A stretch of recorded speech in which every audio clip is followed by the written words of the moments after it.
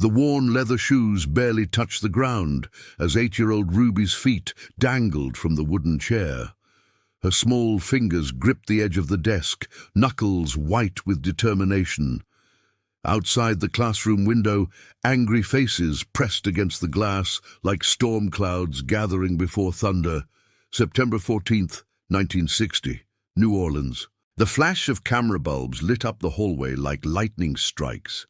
Federal marshals flanked a tiny figure in a pristine white dress, her patent leather shoes clicking against marble floors that had never echoed with footsteps like hers. The screaming crowd grew louder. 2, 4, 6, 8, we don't want to integrate. Their voices crashed against the school walls like waves against stone. But inside classroom 205, a revolution was taking place, one arithmetic lesson at a time. Mrs. Henry's hand trembled as she placed a spelling book on the desk. For months, she had taught in an empty classroom, preparing lessons for an audience of one. Today, that audience had finally arrived. Ruby Washington looked up at her teacher with eyes that held the weight of centuries, yet sparkled with the unbreakable hope of childhood. At 6 years old, she was about to change America forever. This is the story of stolen childhoods and unbreakable spirits, of children who carried the weight of a nation's conscience on their small shoulders, of playground dreams interrupted by police sirens and lullabies drowned out by hatred shouted through bedroom windows. Between 1877 and 1965, Jim Crow laws didn't just segregate water fountains and bus seats, they segregated innocence itself. Black children grew up navigating a world designed to diminish them, yet somehow found ways to laugh, learn, love, and ultimately to lead a revolution that would reshape America. From Ruby Bridges walking through those hostile school doors to the countless unnamed children who faced daily humiliations with quiet dignity, these stories reveal how young hearts became the catalyst for monumental change. In today's world, where children still face discrimination and inequality, these stories aren't just history lessons, they're blueprints for resilience, reminders of progress, and calls to action for the work that remains. Subscribe for more powerful stories like this, and tell me in the comments which country and city you're watching from. The morning everything changed, Ruby's alarm clock didn't ring that Tuesday morning. She'd been awake since 4 a.m., staring at the ceiling of her shotgun house. The sounds of Magazine Street were different today, quieter, like the whole neighborhood was holding its breath. Mama stood at the kitchen sink, her Sunday dress pressed crisp even though it was Tuesday. Her hands shook as she poured coffee into a chipped porcelain cup. The steam rose between them like prayers ascending to heaven. "You remember what we talked about, baby girl," Mama whispered, kneeling to eye level. Her voice carried the weight of generations' great-grandmothers who survived slavery, grandmothers who endured Reconstruction, and mothers who dared to dream of something different. The white dress hung on the bedroom door like armor. Mama had sewn it herself, staying up nights by candlelight because the electricity got cut off again. Every stitch was a prayer, every seam a statement. My daughter is worthy. Ruby's breakfast sat untouched on the table. Grits and eggs that would normally disappear in minutes now looked like mountains she couldn't climb. Her stomach twisted with butterflies that felt more like eagles clawing at her insides. But what happened next would test every ounce of courage this 6-year-old possessed. The knock on the door came at exactly 8:15 a.m. Not the gentle rap of Mrs. Johnson from next door, but the firm official knock of the federal government. Ruby peeked through the curtain and saw 4 men in dark suits standing on her front porch. Deputy U.S. Marshal Charles Burks removed his hat when Mama opened the door. His eyes were kind but serious, like a doctor delivering news that would change everything. "Mrs. Bridges, it's time." Ruby's legs felt like jelly as she walked toward the door. Every step toward that threshold was a step toward history, though she was too young to understand the magnitude of the moment. She only knew that today was different. The morning sun painted everything golden as they stepped outside. The old oak tree in their front yard seemed to wave goodbye with its Spanish moss arms. Ruby looked back once at the only home she'd ever known, not knowing she was leaving childhood behind forever. Sometimes the bravest thing a child can do is simply put one foot in front of the other, even when the whole world seems to be watching. Walking through the storm. The car ride to William Frantz Elementary School took 12 minutes. 12 minutes that felt like crossing from one world into another. Ruby pressed her face against the window, watching familiar streets transform into foreign territory with each passing block. Deputy Marshal Burks caught her eyes in the rearview mirror. "You scared, little lady?" His voice was gentle, like her grandfather's when he told bedtime stories. Ruby nodded, then shook her head, then nodded again. The radio crackled with urgent voices. "Crowd estimated at 500. Situation volatile. Request backup."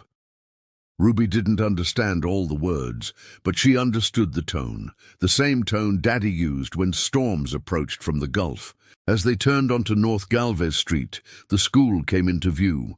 What should have been a quiet Tuesday morning erupted into chaos that looked like the newsreels of war Daddy watched on television. Police barriers, news cameras, and people. So many angry people. The crowd surged against the barriers like a living thing with 1,000 voices screaming as one. 2, 4, 6, 8, we don't want to integrate. Confederate flags waved in the morning breeze like battle standards from another century. It was at this moment that Ruby realized she wasn't just going to school. She was walking into history. Mrs. Johnson's daughter Linda pressed against the police tape, tears streaming down her face. She went to the colored school across town, and Ruby wondered if she'd ever see her friend again. Would integration mean losing the only world she'd ever known? The federal marshals formed a diamond formation around Ruby as they approached the school steps. Their bodies became her shield, their determination her strength. Each step up those concrete stairs echoed like thunder in the sudden hush that fell over the crowd. Cameras flashed like lightning. Ruby squinted against the brightness, her small hand gripping her book bag tighter.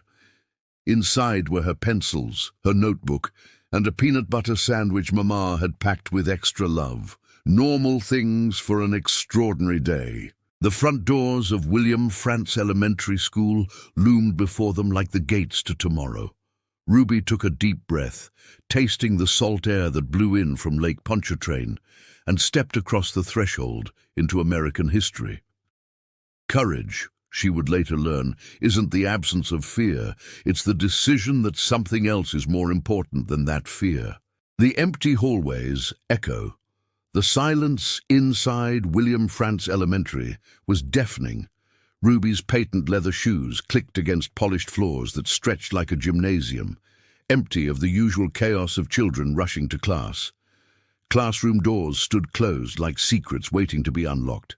Principal Lloyd Parsons waited at the end of the hallway, his face a mask of professional composure, barely concealing the storm of emotions underneath. He'd been principal for 15 years, but nothing in his experience had prepared him for this moment. The walk to room 107 felt like a mile. Each closed classroom door they passed told a story. Parents had pulled 574 white children from school that morning. Empty desks sat in empty rooms like tombstones in a cemetery of abandoned dreams. Ruby's reflection caught in the display case, filled with student artwork and spelling bee trophies. For a moment, she looked like any other first grader excited about school. Then reality crashed back as angry voices from outside penetrated the brick walls. Mrs. Barbara Henry waited in the doorway of room 107, a slight woman from Boston with kind eyes and an unshakable belief in every child's right to learn. She knelt to Ruby's level and smiled. "Good morning, Ruby. Are you ready for our adventure?" What Ruby didn't know was that Mrs. Henry had volunteered for this assignment, choosing to stand on the right side of history when it would have been easier to stay silent. The classroom was perfect, too perfect. 26 empty desks arranged in neat rows, a chalkboard covered with the day's lessons, alphabet strips above the windows showing letters A through Z. Everything prepared for students who wouldn't come. Ruby chose the desk in the second row, third seat, close enough to hear Mrs. Henry clearly, but not so close that she seemed eager. As she settled into her seat, the weight of 20 million black Americans settled onto her small shoulders. Outside, the crowd's chants resumed. "We want Ruby out. We want Ruby out." But inside room 107, a different kind of history was being made. Mrs. Henry opened a reading book and began the lesson that would change everything. The first word Ruby read aloud in her integrated classroom was "together." The irony wasn't lost on Mrs. Henry, who smiled through tears she refused to let fall. In this moment, the future felt both impossible and inevitable. Sometimes revolution begins not with a bang, but with a whisper, the whisper of a child reading her first word in a room where she was never supposed to be. The longest lunch hour. The cafeteria stretched before Ruby like an ocean of empty tables, each one set for students who would never come. Her footsteps echoed in the cavernous space designed to hold hundreds of children, now holding only the weight of history and one small girl's courage. Mrs. Henry unpacked Ruby's lunch at a table near the windows. Peanut butter and jelly sandwich, an apple, and cookies Mama had baked the night before. The normalcy of it felt surreal against the backdrop of shouting protesters whose voices carried through the glass like storm winds. Ruby bit into her sandwich and tasted home, the comfort of familiar flavors in an unfamiliar world. Each bite was an act of defiance, each swallow a statement that she belonged here as much as any other child who had ever eaten lunch in this room. The kitchen staff watched from the serving line, their faces a mixture of curiosity and concern. Mrs. Williams, the head cook, had prepared lunch for 600 students. Now she watched one small girl eat alone, while meals for 599 others grew cold in steam tables. Through the windows, Ruby could see the protesters. Some carried signs with words she was learning to read but didn't want to understand. Others brought their own children to wave Confederate flags, teaching hate to the next generation as casually as teaching them to tie their shoes. But what happened next showed Ruby that even in the darkest moments, light can break through the smallest cracks. A maintenance worker, an elderly black man named Mr. James, began mopping the floor near Ruby's table. As he worked, he hummed "Amazing Grace," so softly only she could hear. His presence transformed the empty cafeteria from a symbol of isolation into a sanctuary of shared strength. Ruby finished her apple and saved half her cookies for later, a habit Mama taught her. Always save something sweet for when the day gets hard. She didn't know that this simple act of hope would sustain her through months of eating lunch alone. The bell rang, signaling the end of lunch period in schools across New Orleans. In most cafeterias, children would be rushing to clear their trays and return to class. In room 107, Ruby simply walked back to her empty classroom with dignity that belied her 6 years. Mrs. Henry was waiting with afternoon lessons, arithmetic, science, and art. In the margins of her lesson plan, she'd written a note to herself. Teaching one child as if teaching 600. Every lesson matters. Every moment is history. Loneliness, Ruby was learning, was different from being alone. Alone was just a physical state. Loneliness was when you forgot that you mattered, and she was determined never to forget. When night falls on Courage, the house on Magazine Street felt different when Ruby returned from school each day. Smaller somehow, as if the weight of the world outside had compressed their little shotgun home into something more fragile than before. Mama waited on the front porch, her eyes scanning Ruby's face for signs of damage. Dinner conversations became minefields of careful words. Daddy talked around the subject like walking around broken glass, asking about arithmetic and spelling, but never about the crowds, never about the loneliness, never about the weight pressing down on their daughter's shoulders. Ruby's younger brothers sensed the change without understanding it. They played quieter games, spoke in hushed voices, and watched their sister with the reverence reserved for heroes and the heartbreak reserved for martyrs. At 6, Ruby had become both. The telephone rang constantly, reporters wanting quotes, supporters offering encouragement, and voices full of hate-breathing poison through the phone lines. Mama learned to hang up without listening, but each ring felt like another stone thrown at their sanctuary. Bedtime became the hardest part of Ruby's day. In the darkness, away from cameras and crowds and the performance of courage, she was just a little girl who wanted to play with friends, attend birthday parties, and worry about whether her hair bows matched her dress. But what Ruby discovered in those quiet nighttime hours would become her greatest source of strength. She began to pray. Not the formal prayers from Sunday service, but conversations with God that felt as natural as talking to Daddy. She prayed for Mrs. Henry, who ate lunch alone too. She prayed for the angry people outside, that they might find peace. She prayed for other children who might someday walk through those school doors. Mama would find Ruby kneeling beside her bed, whispering into the darkness. Sometimes Ruby asked questions that had no easy answers. "Mama, why do people hate me when they don't even know me?" The silence that followed was filled with centuries of pain and hope intertwined. The old oak tree outside Ruby's bedroom window became her confidant. She told it about her day, about the empty desks and the kind teacher and the man who hummed hymns while mopping floors. The tree listened with Spanish moss ears and responded with gentle rustling that sounded like whispered encouragement. Sleep came in fits and starts, interrupted by dreams of running through hallways that never ended, chased by voices that never tired. But she always woke up determined to face another day, because someone had to be first, and that someone was her. Faith, Ruby was learning, wasn't about having all the answers. It was about taking the next step, even when you couldn't see where the path would lead. The turning of Heart's spring arrived in New Orleans like a whispered promise, bringing jasmine blossoms and warm breezes that carried hope through the French Quarter and into the halls of William Frantz Elementary. Ruby had been attending school for 7 months, and something in the air suggested change was coming. Mrs. Cobb, a young white mother from the Garden District, stood at her kitchen window watching her daughter play in their manicured backyard. 7-year-old Sarah had been asking questions lately. Questions about the little girl she'd seen on television. Questions about why she couldn't go to her neighborhood school anymore. The conversation at the Cobb family dinner table had grown strained. Sarah's father maintained his stance that integration was wrong, that traditions existed for good reasons.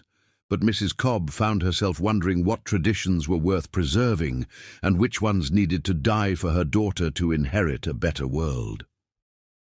Ruby, meanwhile, had grown accustomed to being the only student in room 107. She and Mrs. Henry had developed a rhythm: morning reading, arithmetic before lunch, art in the afternoon, and always the lessons that went beyond textbooks into the realm of character and courage.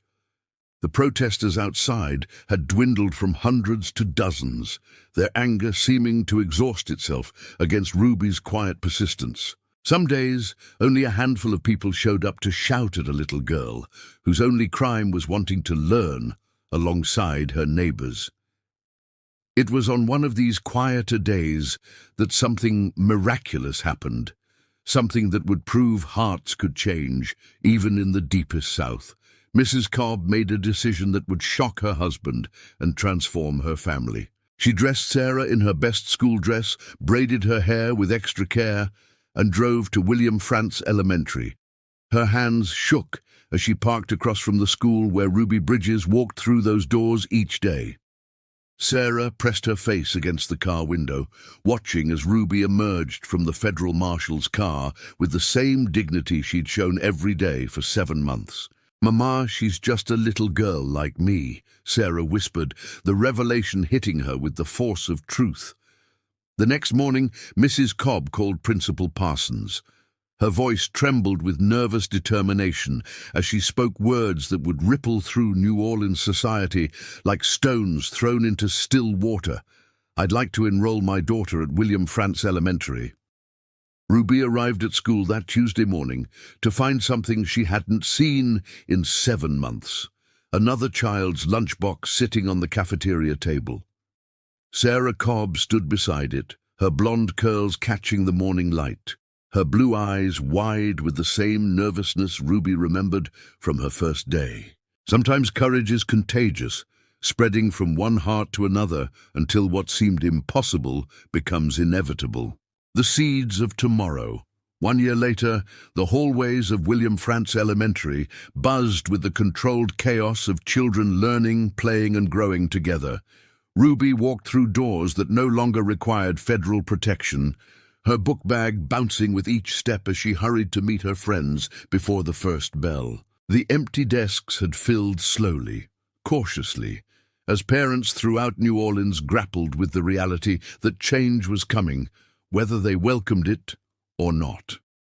Each new student represented a family's decision to choose the future over the past, progress over tradition. Mrs. Henry stood at her classroom door, greeting students as they arrived, black children and white children, rich and poor, all carrying the same dreams in their young hearts. Room 107 had become what America promised to be, a place where all children could learn and grow together. Ruby's friendship with Sarah Cobb had blossomed into something beautiful and rare, a bridge between worlds that had been separate for so long. They shared lunch, compared homework, and giggled over secrets the way all 7-year-old girls do, their different skin colors as irrelevant as their different eye colors. The protesters had moved on to other battles, their energy redirected or simply exhausted by the steady persistence of progress. The angry voices that once echoed through the school's hallways had been replaced by the joyful sounds of children at play, the most revolutionary sound in the world. But perhaps the most profound change was in Ruby herself. The little girl who had carried the weight of history was learning to be a child again. During recess, Ruby played hopscotch with children whose parents had once screamed for her removal. She discovered that Tommy Henderson was afraid of spiders just like her, that Maria Gonzalez brought the best cookies in her lunch, and that friendship was colorblind when children were allowed to be children. The old oak tree on Magazine Street still listened to Ruby's bedtime conversations, but now they were filled with stories of friendship and learning rather than loneliness and fear. She told the tree about the book she was reading, the art project she was making, the field trip the class was planning. Mrs. Henry often stayed after school, watching Ruby skip down the hallway with her friends, marveling at the resilience of the human spirit and the power of one small girl to change the world. In her desk drawer, she kept a letter Ruby had written. "Dear Mrs. Henry, thank you for teaching me that being different makes me special, not strange." As Ruby walked home from school, past the places where protesters once stood, past the barriers that once divided, she carried with her something more precious than books. She carried proof that love was stronger than hate, that children could heal wounds adults had spent generations inflicting. The little girl who had integrated a school had done something even more important. She had integrated hearts, minds, and the very soul of America. Ruby Bridges grew up to become a teacher herself, spending her life ensuring that no child would have to walk through hostile crowds alone. But her greatest victory wasn't in the classroom she eventually led. It was in the children she inspired, the barriers she broke, and the truth she proved, that courage comes in small packages but leaves giant footprints. Today, children of all colors walk through school doors without federal marshals, eat lunch together without thought of separation, and learn side by side because a 6-year-old girl decided that education was worth fighting for. Ruby's stolen childhood became the foundation for millions of childhoods that would never be stolen again. The Jim Crow era tried to steal the innocence, dignity, and dreams of black children across the South. But it underestimated the power of young hearts that refused to be broken, small voices that demanded to be heard, and brave souls that chose hope over hatred. Ruby's story reminds us that history's greatest heroes aren't always adults with grand speeches and political power. Sometimes they're children with patent leather shoes and peanut butter sandwiches who simply refuse to accept that the world can't change. In a world where children still face discrimination, where schools remain separated by economics and geography, where young voices cry out for justice and equality, Ruby Bridges' legacy whispers the same truth she proved in 1960. Change begins with a single step, taken by someone brave enough to be first. Every child deserves a childhood filled with possibility, not prejudice. Every student deserves a classroom where dreams are nurtured, not destroyed. And every one of us has the power to be the adult who protects that sacred space where young minds grow and young hearts learn that love is always stronger than hate. The little girl in the white dress grew up to change America. The question is, what will the children watching us today grow up to change? The answer depends on whether we have the courage to be worthy of their trust, their hope, and their unshakable belief that tomorrow can be better than today.